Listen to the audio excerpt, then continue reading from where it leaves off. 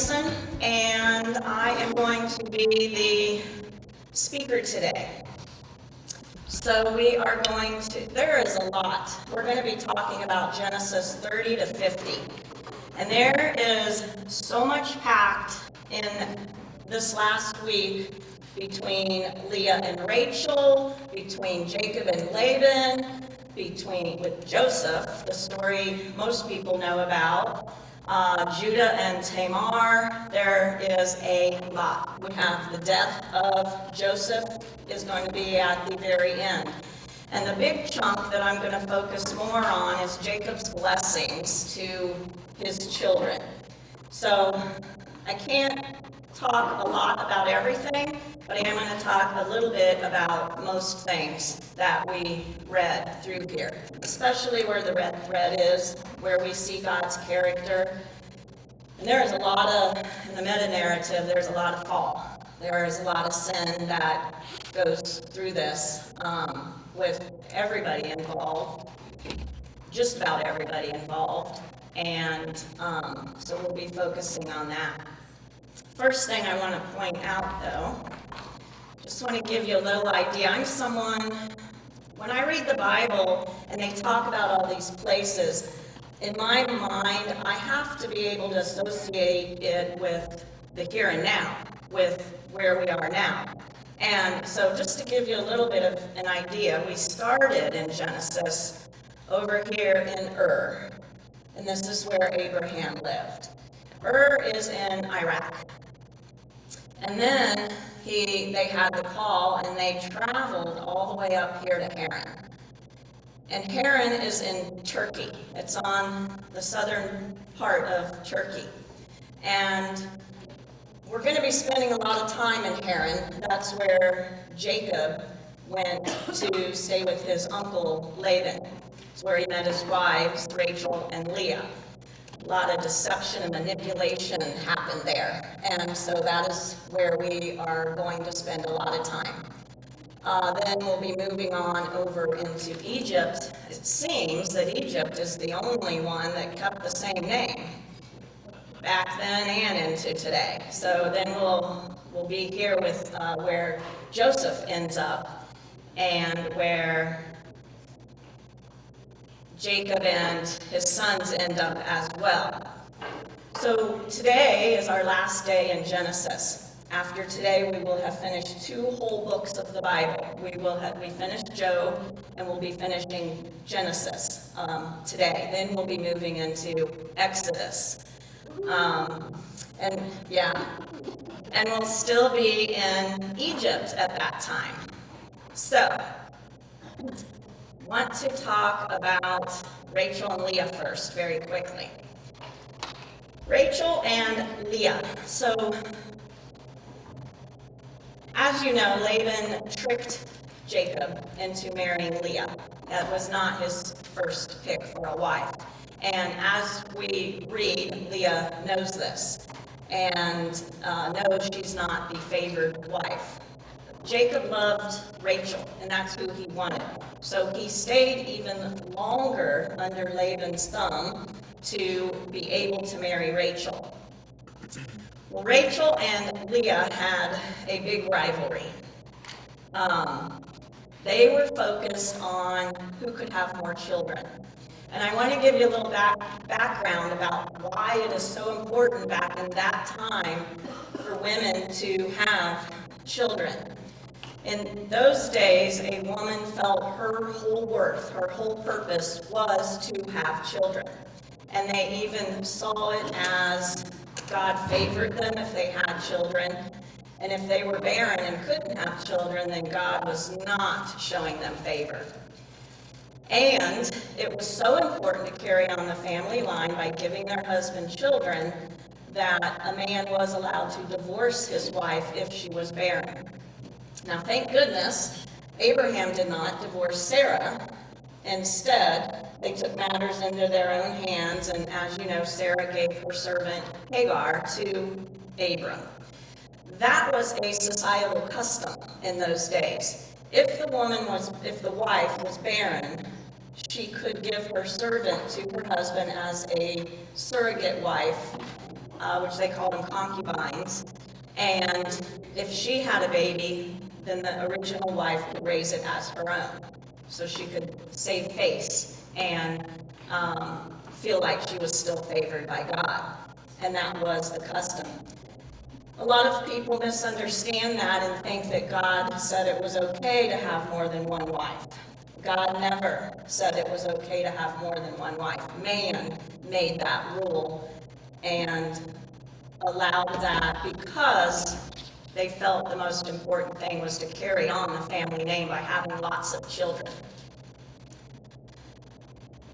This caused problems for Sarah and Abraham, and Jacob followed in his grandfather's footsteps and did the same thing.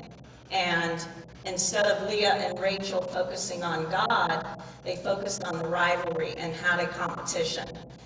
Abraham didn't stop it, allowed things to continue to get worse, left it between Sarah and Hagar, and there were bad consequences from that. Jacob did not try to stop the rivalry between Leah and Rachel, and he went along with what they said. All three, Abraham, Isaac, and Jacob, had wives who had difficulties conceiving in the beginning. God's plan was for them to have children, but they were impatient and couldn't wait. Abraham and Jacob took matters in their own hands, and there were sad and bitter consequences: jealousy, manipulation, rivalry, and sin as a result. Isaac, however, turned to God. He had one wife, and that was Rebekah. They had the twin sons, and there wasn't all that bitter consequences because he turned to God and kept one wife and one wife only. This is why God doesn't want multiple wives, is because of that bitterness, that natural jealousy, that competition for attention. So I want to talk about Jacob's many wives. So Leah and Rachel were his two main wives. Leah was able to have children right away, and she started with Reuben, Simeon, Levi, and Judah. And then she said God closed her womb.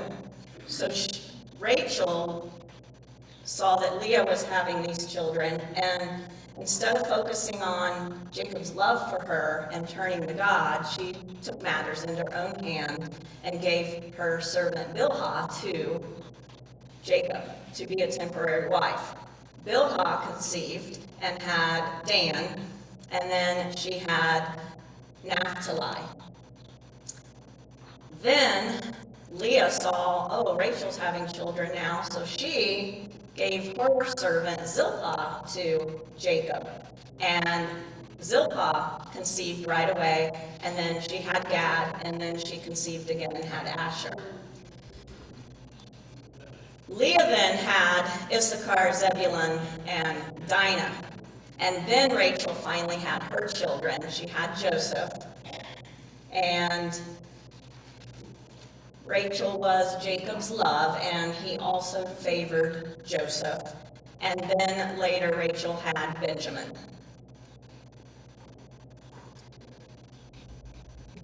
Guys, isn't it hard enough to keep up with one wife, let alone four? Good grief. I know my husband couldn't handle four of me. I am plenty for him. So we have this happening, going back and forth, back and forth. Neither Leah or Rachel or Jacob turn to God in these situations. They just take matters into their own hands. In Genesis 30, chapter 13, verse 4, they talk about mandrakes. This is a brief mention, but I think it's important to mention what this is all about. So in verse 14 it says, in the days of wheat harvest, Reuben went and found mandrakes in the field and brought them to his mother Leah. Then Rachel said to Leah, please give me some of your son's mandrakes. But she said to her, is it a small matter that you have taken away my husband? Would you take away my son's mandrakes also? And Rachel said, then he may lie with you tonight in exchange for your son's mandrakes. So Rachel's giving up her night with Jacob to Leah, letting Leah have an extra night with him, an extra chance to conceive and have another baby in order to get these mandrakes. So what are mandrakes? So this is a picture of, it's a sketch, it's a picture of what the plant looks like, but if you see the root is pretty big and long. And in a lot of them, it kind of forks, and they thought it looked like a man's body. The head being up here, and then down here would be the legs. We're not going to go into any other reasons why it might look like a man, but it is highly poisonous. And it has these green leaves, and it has these purple flowers. It also will form these big berries, these red berries that hang down the side of the leaves. They would go out and pick those, and it was believed that it would make you more fertile. And the way that they would use it was they would take the root and they would put it next to them while they were sleeping. They didn't ingest it because it was highly poisonous. And the root, then sleeping through the night, would help them become more fertile. They also used it for ulcers. And as much competition was going on for these women, they probably had ulcers too, with all the stress to have all these babies. But that is how they used mandrakes. Here in the United States, mandrakes do exist. They're found in wet, marshy areas. And they're highly poisonous, so they're not really used for much these days. But if you take a little bit of it, take the oils from it in the right amounts, very small, they still think they can help with ulcers. Leah and Rachel, back in that time in society, a societal norm is to use things like this instead of going to God. So they turn to plants, and as we will look here in just a little bit, they also turn to the little statues of the household gods, and we're going to talk a little bit about that too. So Rachel wanted to turn to mandrakes to help her become fertile. And it doesn't say anywhere in the Bible where she turned to God at any time. She didn't pray. She just said every time actually both women, whenever they did conceive, they said God was favoring them. God was showing kindness. He had a plan, but he wasn't doing it because of anything the two women did. He was doing it because this fulfilled his plan. But they looked at it as he was showing them favor because of certain things they did themselves. He was not showing favor because of anything they did. He wanted them to conceive, and he wanted Jacob to have 12 sons for the 12 tribes of Israel. He had a plan all along. I'm going to jump to...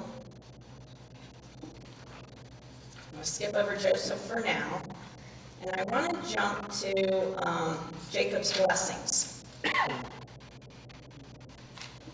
Oh, and I do want to point out, Esau does forgive Jacob. We have forgiveness.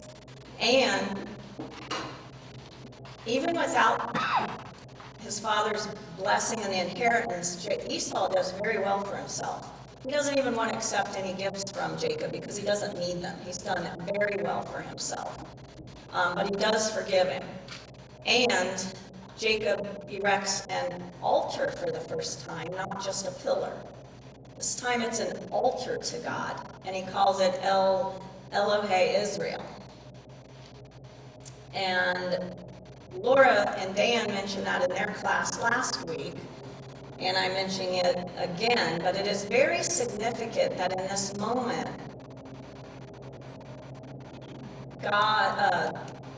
Jacob now does an altar. It shows his heart changing even more, being more and more fully for God.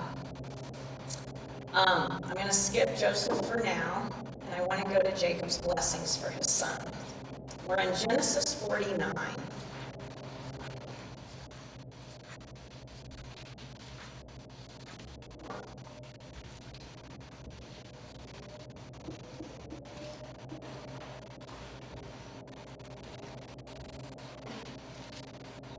So Jacob's getting ready to die, and before he dies, he wants to bless his son. So he calls them all together. And he says, "Gather yourselves together that I may tell you what shall happen to you in days to come." So he's telling them how their lives are going to go in the days to come. He's telling them the future. Reuben, who's the oldest, is passed over for the blessing, and it's because Reuben sinned against him. Reuben slept with one of Jacob's concubines, one of the servants. It was Rachel's servant, Bilhah, and Reuben slept with her. And that was a big, very, and using the word disrespectful doesn't even give it service on how bad that is to do to your father. And so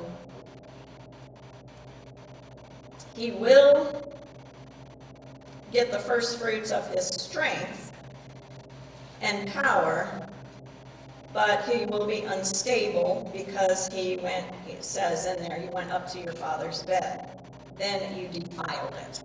And so he lost his birthright, and he's going to be unruly and unstable. Simeon and Levi were brothers, and they also sinned. They are the ones that went and killed all the men who were in the town in Shechem for the rape of their sister Dinah. They took matters into their own hands. Jacob didn't stop them, but he didn't approve either. He could have stopped them, but he didn't. He let them do it, so they tricked them into getting circumcised, and while they were weak after circumcision, they went and killed them. And that was a sin against the family. It made the family look bad. So both of them, all three of them, Reuben, Simeon, and Levi, sinned against the family.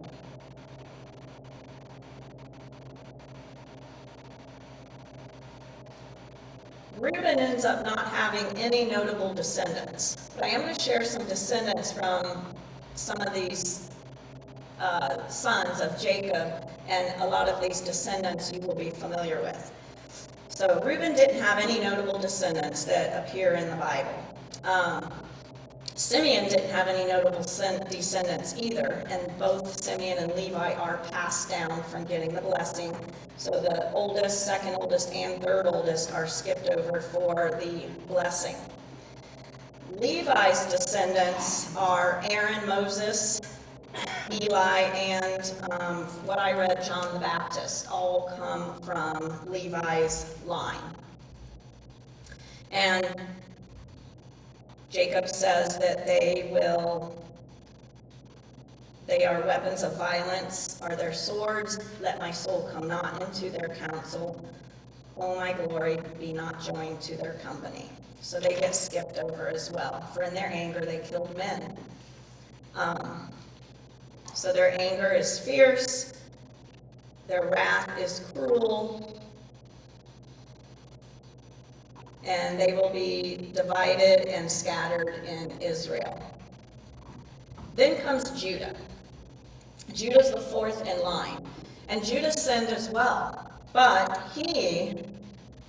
and here we see a red thread. Judah, your brother shall praise you. Your hand shall be on the neck of your enemies. Meaning he'll prevail against his enemies. Oops. Your father's sons shall bow down before you. Judah is a lion's cub. From the prey, my son, you have gone up. This is a sign of the lineage of Jesus.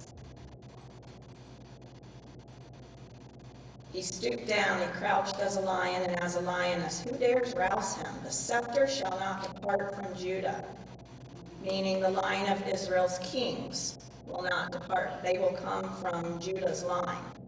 And nor the rulers from between his feet, meaning descendants. Between his feet means descendants, until tribute comes to them. And also in tribute means, or until Shiloh comes. And to him shall be the obedience of the peoples, binding his foal to the vine, and his donkey's colt to the choice vine. He has washed his garments in wine, and his vesture in the blood of grapes. His eyes are darker than wine, and his teeth whiter than milk. Wine represents what? Jesus' blood, yes. Shed for us. So Micah 5:2 and Matthew 2:6 all talk about Jesus coming from the line of Judah. And even though Judah sinned by sleeping with Tamar, tricking Tamar, he and Tamar had a baby. That baby was Perez. And following Perez's line of descendants, you can follow it all the way to King David, and then ultimately also to Jesus. Tamar married one of Judah's sons. That son God let die because he was not good in heart. She married his next son, which that was, again, a societal norm to let a brother carry on, marry the wife. Another way they got multiple wives of the deceased man, because a woman could not really do well on her own without being married or having a man back in those days. They couldn't work or anything like that. So Judah tricked her and said, well, go back to your father's house, wait for my youngest to grow up, and then you can marry him. But he had no intention of doing that, because he felt like if he married her, he would die too, and he didn't want his next son to die. He thought it was Tamar that was cursing his sons. And so she tricked Judah into thinking she was a prostitute, so he would sleep with her. Judah was looking for a prostitute. That was sinning. It did not dishonor the family name, and he ended up having Perez, and he never slept with Tamar again, and she raised the boy, and he took care of her. So he gets the blessing, and Jesus comes from his line. Judah points us directly to Jesus. We see it in Micah 5:2, Matthew 2:6. We also see Judah changed his heart dramatically I'm going to go through this quickly. I know Joseph is a big part of this, but Judah changed his heart dramatically when Joseph wanted to keep Benjamin in Egypt. Judah said, take me in your place. Another red thread, which Jesus did for us as well. Judah did not want to break his father's heart again by Benjamin staying there. He promised his father Benjamin would not get hurt, and he wanted Benjamin to be able to go back to his father, so he was willing to take his place in Egypt when Joseph said, he will stay with me until you return. So another example of Judah's heart being changed, and of a red thread pointing to Jesus, because Jesus did that for us. He took our place and taking on all of our sin on the cross. Zebulun had no notable descendants. He was going to be a dweller by the sea. Issachar had no known descendants. He worked the land, working like as strong as a donkey. He worked the field, became a servant at forced labor, so he worked the land. Dan would be a judge of his people. He was going to be a strong leader. As long as he continued to trust in the Lord, he even says, I wait for your salvation, O Lord. As long as he trusts in the Lord, not rely on his own strength, he would be a great, strong leader. Samson comes from his line. Samson comes from Dan's lineage. Gad would be raided by raiders. But he would raid them at their heels. When they retreat, he was going to go after them and raid them. So they would raid him, but he would get them back. And that is all he said about Gad's future. Asher shall be rich, and he shall yield royal delicacies. Asher was going to produce food fit for a king. He was going to be a great grower of royal quality foods. He didn't have any notable descendants. Naphtali is a doe let loose that bears beautiful fawns. He was going to have beautiful children. Barak came from his line, and Barak was the leader of the army where they won in the battle where he had Deborah the judge in Judges 4 and 5. He was a hero who fought against God's enemies. He was also the leader that said, Deborah, I will lead if you are there with me, and had Deborah come, and together they beat Sisera. And then Joseph is a fruitful bough by a spring. His branches run over the wall, which means he will have many heroic descendants. His branches running over the wall, lots of descendants. The archers bitterly attacked him, shot at him, and harassed him severely. So as you read on about Joseph's blessing is very long, and basically what it says is that God was going to rescue Joseph when his enemies attacked him. He continues to trust in God during adversity, which shows his great faith continues to remain strong. And it makes me ask myself, do I trust God during adversity? Joseph had lots of adversity. Sold by his brothers, Potiphar's wife also deceived him. He was thrown in prison. He kept the faith through all of it, and even he will continue to whenever he sees adversity according to Jacob's blessing.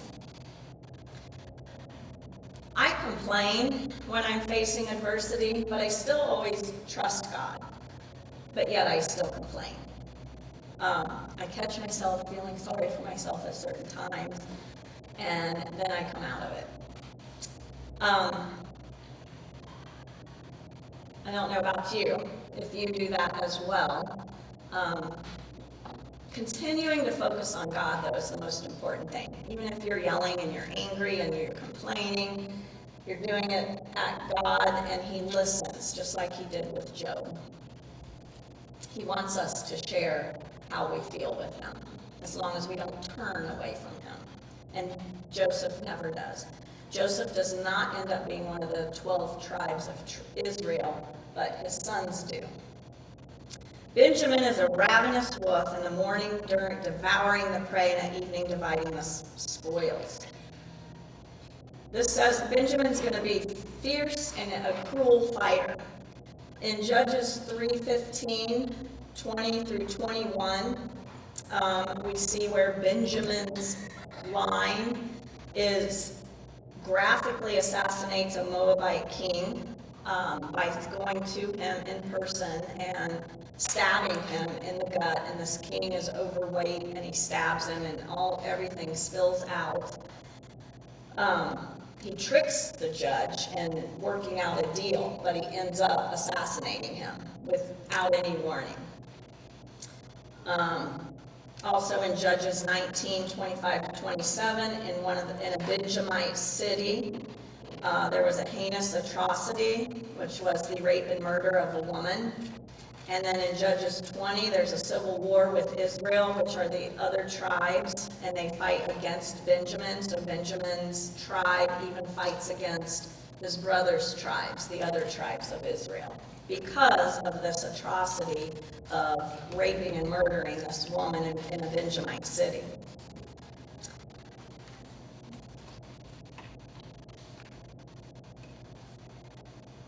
And just a little tidbit, Benjamin had a little over almost 27,000 fighters.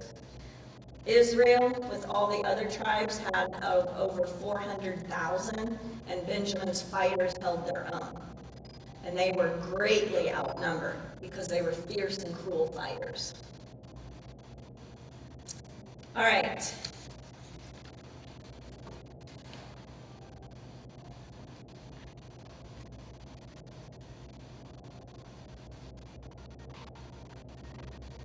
red thread.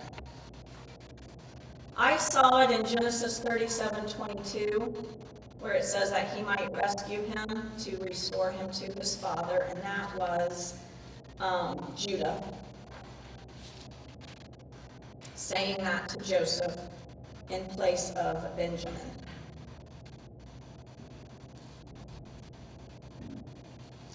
And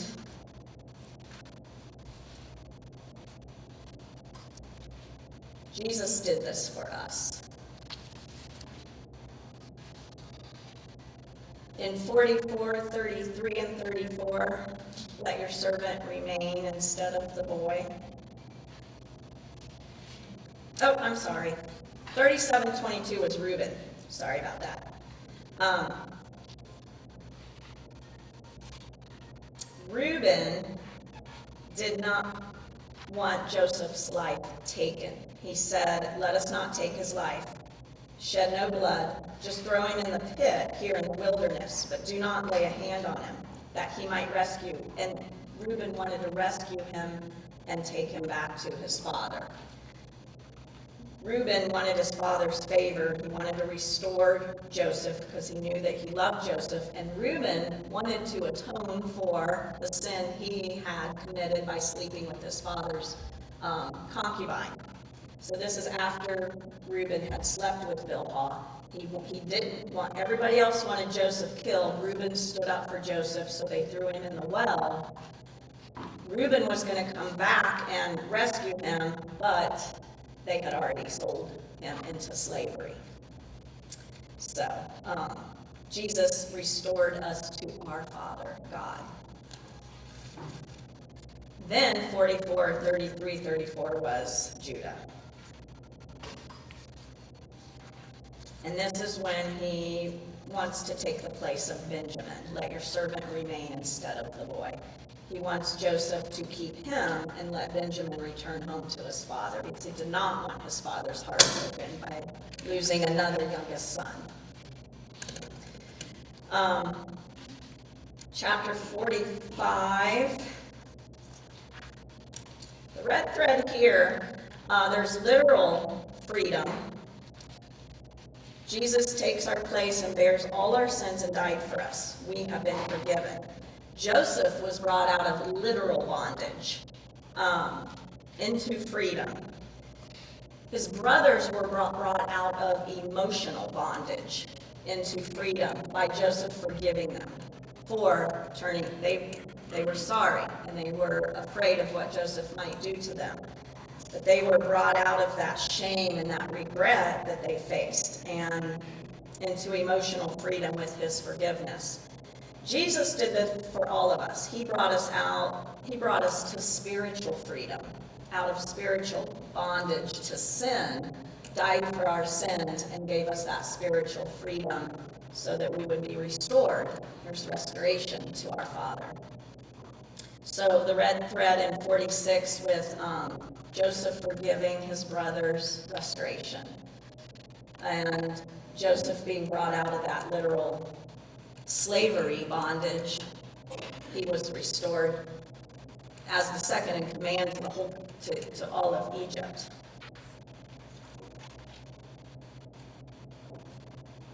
Anybody see the red thread anywhere else? Think about it. You're going to be discussing that. Actually, I ran over. Jacob's blessing to Judah also is the red thread. I see that as the biggest red thread because Judah becomes the lineage of Jesus. So what I want you to do is on the back of this single paper, there are some questions. I am going to have you still talk very quickly. Pick one. Person with the shortest hair gets to be the leader to pick that question. If you're bald, you're the winner. Baldness counts. Pick one question if you're the leader. Discuss it. We'll come back and end in prayer.